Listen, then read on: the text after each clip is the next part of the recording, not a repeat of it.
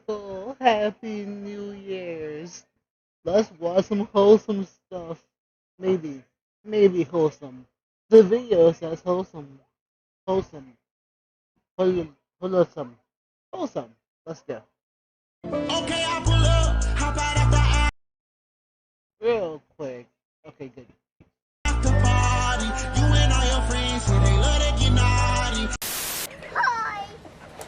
Good morning. Boys. Ma'am? Boys. Sorry, man, you're right. No, I'm Good, sorry. good morning. Everybody has so a different wholesome. playing style. Fun.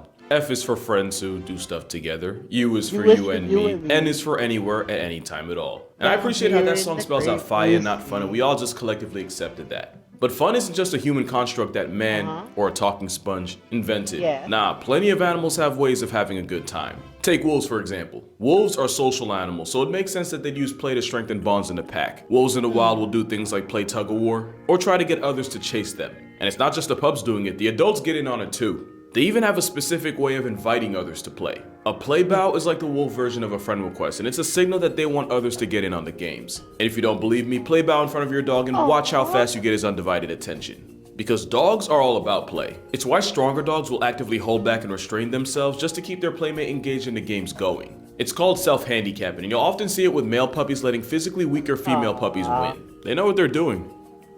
They know, and if you've ever had a girlfriend, you do too. I'll tell you what, coyotes sure do. But adult wolves rarely self-handicap because they rarely nerf themselves on purpose. But I'll tell you one thing dogs did get from wolves: fetch. That's right, we didn't come up with that. In an experiment in Stockholm University in Sweden, researchers hand-raised a litter of puppies, making sure to get them comfortable with their presence, but not playing with them. And at 8 weeks old, they brought in a person the wolf pups had never seen before to administer a series of tests. One of those tests involved tossing a tennis ball, and to the shock of the scientists, some of the wolf pups actually retrieved the ball and returned it to them. Remember, we're talking about wolves here. Wolves that hadn't been trained or motivated to do that. They basically just freestyled the game of fetch. Not all the wolf pups did this, but understanding human cues was thought to be a domestic dog thing, so realistically none of them should have. We didn't teach dogs fetch, it was already programmed into their software. But if we didn't teach them, who did? Well, maybe ravens, because we've already talked about the wolf-raven relationship arc. But ravens have been seen seemingly playing with specific puppies in the pack. They'll play tug-of-war with sticks. The ravens will do things like tease them to get the wolf pups to chase after them. And sometimes the ravens will even fly over them with sticks to get them to jump. These childhood games are probably how ravens and wolves can form legitimate emotional bonds. And it actually makes a lot of sense that this kind of thing would happen, since wolves are social pack animals and ravens are one of the most playful things with wings while also having the intelligence of a small child. Because you're gonna see, the smarter an animal is, the more playful they usually are. And that's because play typically comes down to two things: manipulating the objects around you and interacting with others. Two things that do require intelligence. Like take bees, probably the most intelligent eusocial insect out there. Well, in an experiment in the Queen Mary University in London, scientists built a setup where bees had a choice: take a path leading directly to food, or explore a path with an obstacle course of tiny wooden balls. And to add to that, one side had wooden balls that were fixed in place, while the others were loose and could be rolled around. Not only did every bee choose the ball path, every single one tried rolling a ball at least once. Some of the bees even went right back after eventually stopping for food. And to make it even more interesting, it was actually the juvenile bees that spent the most time ball rolling. So yeah, that's actually how he found out bees can play. But the question is, what other insects can? Well, we can probably rule out ants, and here's why. It's not because they're not smart enough to goof off and play games. It's because they probably get murked by the queen before they have enough time to figure it out. Because an ant colony runs like an efficient engine, and any part not doing their part gets turned into past tense. And queen ants are crazy cutthroat, like to the point where they'll actively sabotage their own colony just to keep themselves higher in power. The trade-off is, the ant colony is a militia that's capable of cutting down animals hundreds of times their size. And in a game like the Ants Underground Kingdom, you get to personally watch an ant colony overwhelm threats like mantises, eviscerate spiders, and even flex on lizards. And this isn't just a game mechanic. There are actual ants out there that'll go out of their way to meal prep spiders. And lizards in South America had to literally evolve to avoid getting packed up by a swarm of fire ants. True story.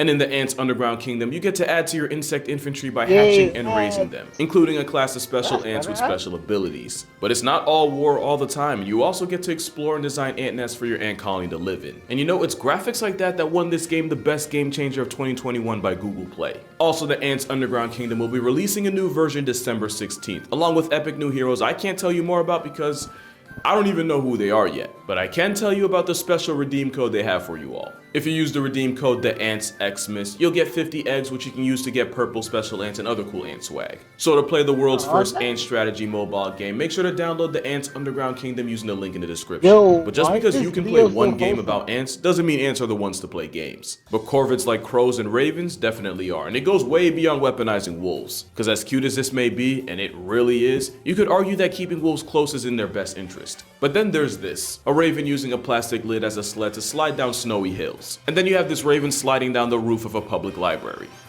Or at least trying to. And they have nothing to gain from doing this. This is unrewarded play, and basically it means, yeah, they're not doing it for survival or anything, they're just doing it to have a good time. Yeah, I wasn't kidding. For a bird whose group name is an unkindness, ravens and really corvids in general are probably the most playful birds on the planet. It's why you'll see them actively mess with other animals just for the memes, even if it means instigating a literal catfight for their own entertainment. So next time you're wondering how animals have fun, I want you to remember this snowboarding crow. Or you can think of this self-tobogganing otter. River otters in Yellowstone have been seen getting a running start and snow surfing down icy slopes. Now, at first scientists just figured it was their way of getting around.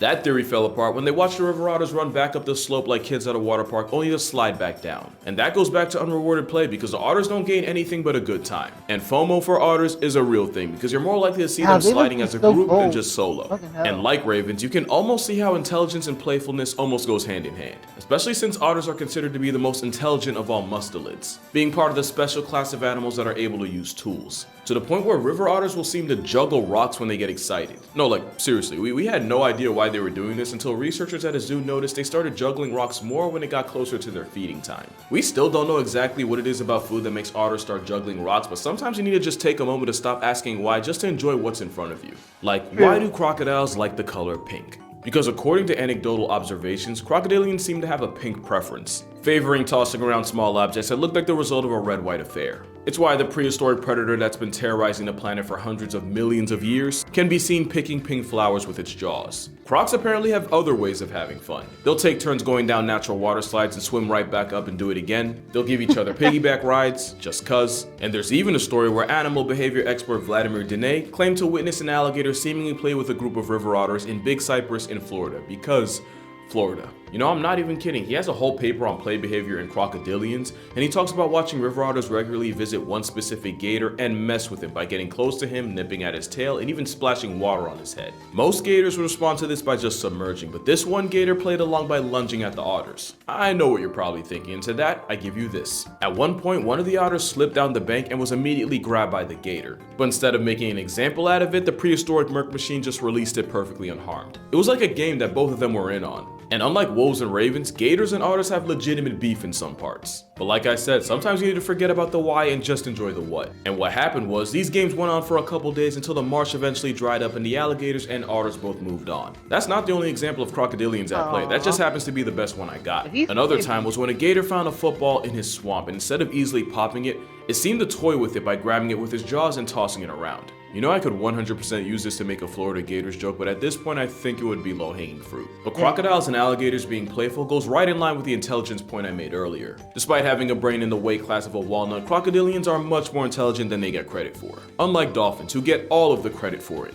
Now you probably know dolphins like to have fun. The problem is, most of their pastimes would probably get this video age restricted with the quickness. Like for example, when two Amazon river dolphins were seen playing with a Benny anaconda. I put playing in quotes because both dolphins were